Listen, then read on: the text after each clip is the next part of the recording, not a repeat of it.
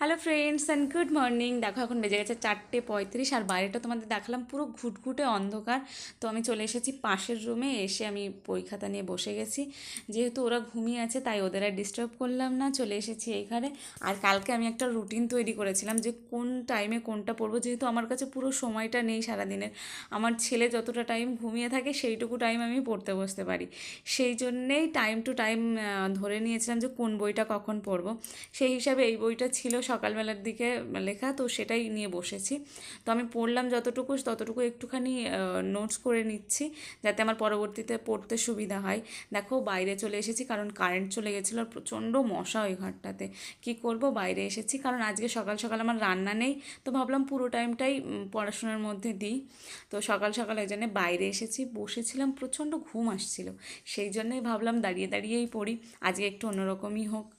সেই জন্যে দাঁড়িয়ে দাঁড়িয়ে কখনো হেঁটে